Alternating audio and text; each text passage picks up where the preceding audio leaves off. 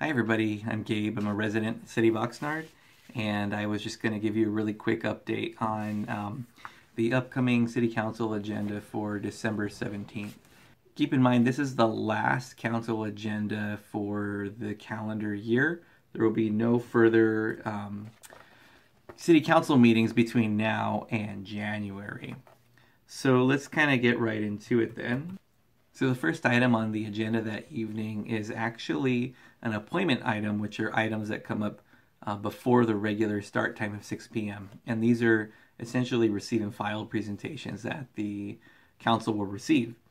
And the item for this particular evening is a presentation by Cause on the housing crisis and housing vacancies and availability in the city of Oxnard, as well as the cost of living and the cost of being a renter in Oxnard and in Ventura County. If you look at some of the slides they have in the agenda packet, it actually looks like it's a very important, very interesting presentation. So I highly encourage people to watch it online or go in person or watch it on TV. It's going to be something that's very thought-provoking and worth taking a look at. The next item I want to bring up for you is an item under the city manager's report, and it's a presentation by the planning director in regards to downtown revitalization. And the city has acquired a consultant firm called New City America Incorporated. And this particular consultant, it looks like they've had a previous project they worked on in the city of San Diego. And if you take a look at the presentation, there's a lot of before and after pictures of the way that their particular area looked before, and it seemed that it was kind of showing its age and hadn't grown economically, or there wasn't a lot of stuff going on in the area. And so they revitalized it and added multi-story mixed-use properties and a lot of different stuff all throughout the area, as you can see in the presentation. One thing that's always important to remember, and I have heard the city manager say this specifically, which to his credit, is to really look at what's going to complement what's existing while also evolving what's existing and not gentrifying the area, meaning that we don't want to create a situation where the area is revitalized to the point that it's not economically viable for lower income residents to live there, or those who currently are there are going to get priced out of staying there.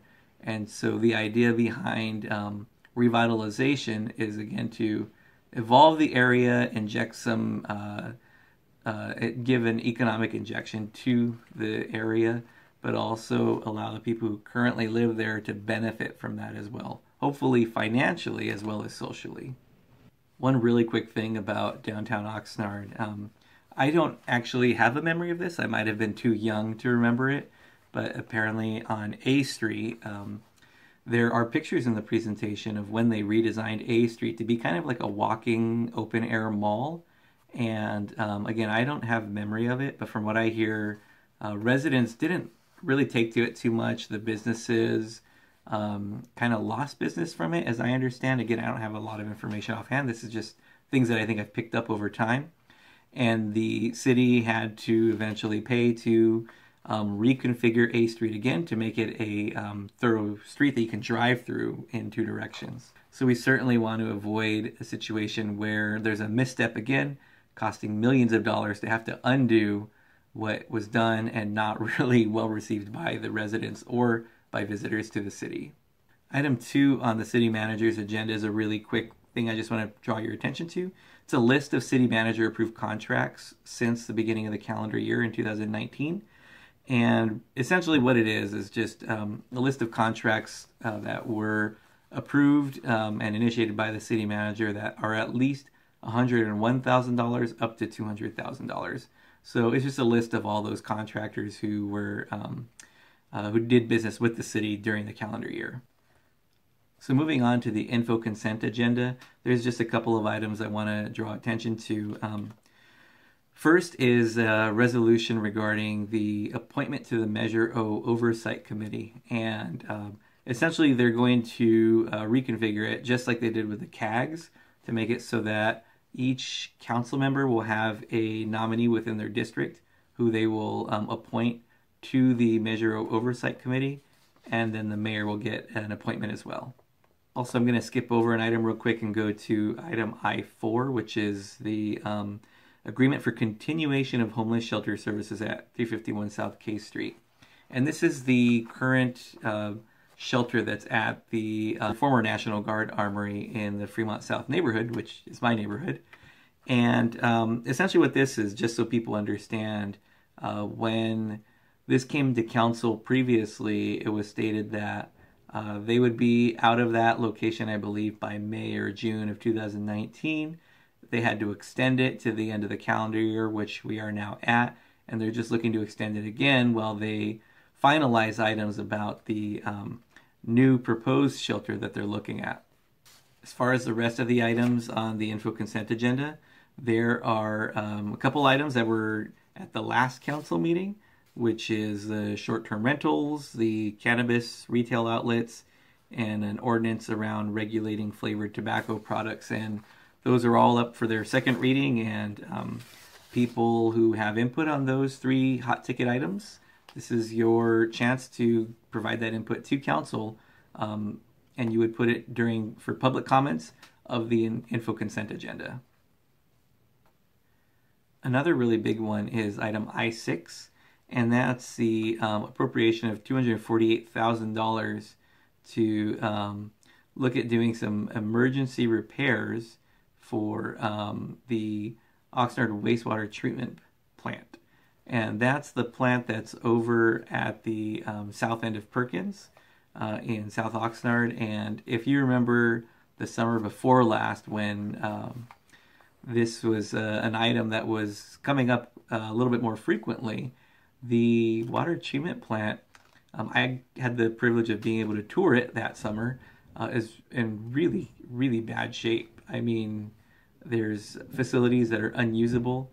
There are issues with some of the equipment that are outdated, leaking, rusted through. So there's a lot of work that needs to be done there, and this is just another step toward making that happen.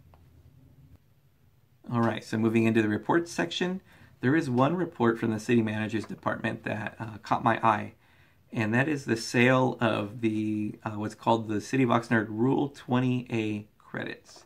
I had no idea what that meant, and I had to dig into the staff report to see it, and it's on page 451 of the staff report.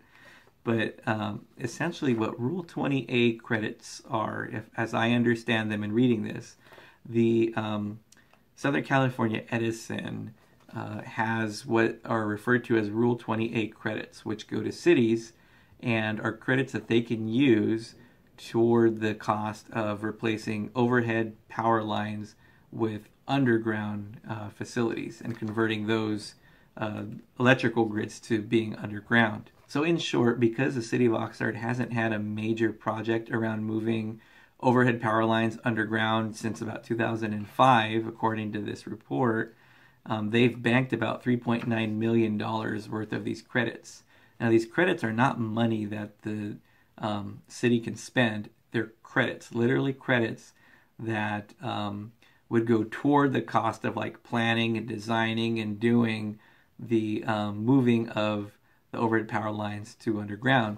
However, it appears that every like 1 foot of underground power line installation is $400 to $600, and every 1 mile is like $2-point-something million of underground power lines. So there's not a whole lot that we can do with that right now.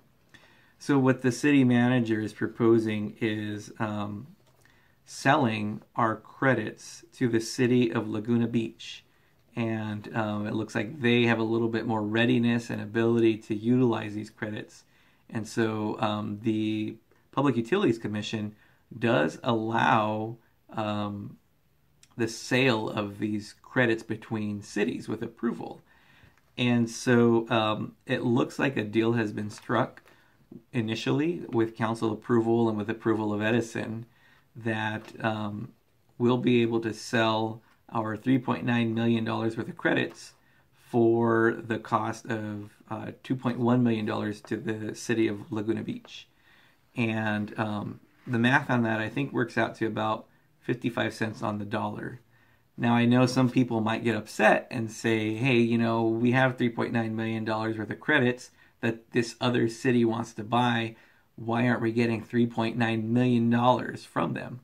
Well, in the example they used in the staff report of when cities have sold them to one another, that tends to be the going rate is about, half of the actual credit value would be paid out in cash to the selling city.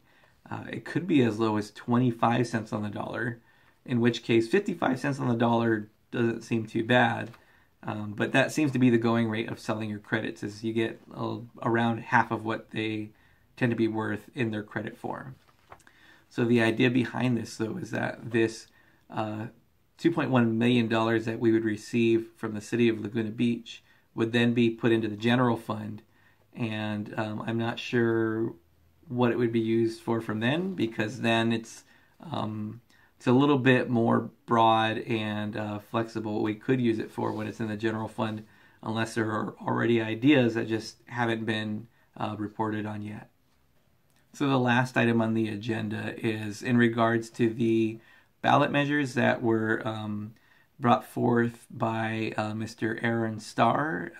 The idea now is to have the city council review them. There's already certificates of sufficiency of signatures by the county. The county had to review the signatures, and thus far they've essentially verified that 4 of the 5 ballot measures did meet the criteria from a sample of the signatures to be validated.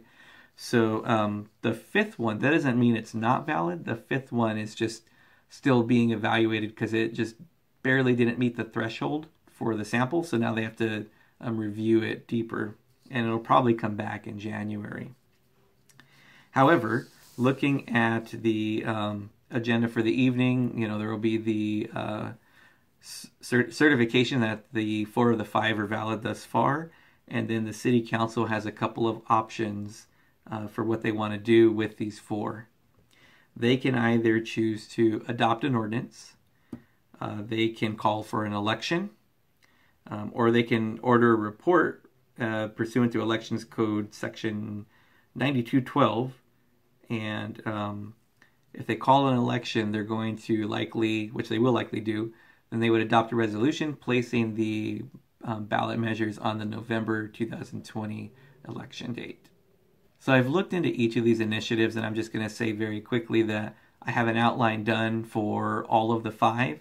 I've reached out to Mr. Starr to ask a couple of clarifying questions about each of them and see if he can give some clarification for the voters on what the intention of the ballot measure is, and if it were voted in, how it would affect the city and operations and things like that based on how the measures are written.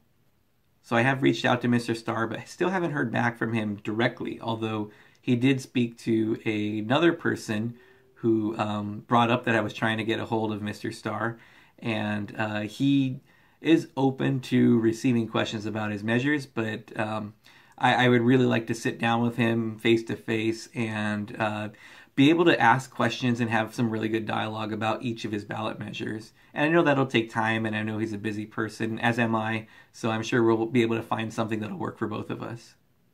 All right, so that's all the items for the December 17th, 2019 City Council meeting. It's the last meeting of the year. It's the last meeting of the decade. So I hope you all have a wonderful evening, wonderful rest of the year. I'll see you all around on social media and around the city. Thanks a lot.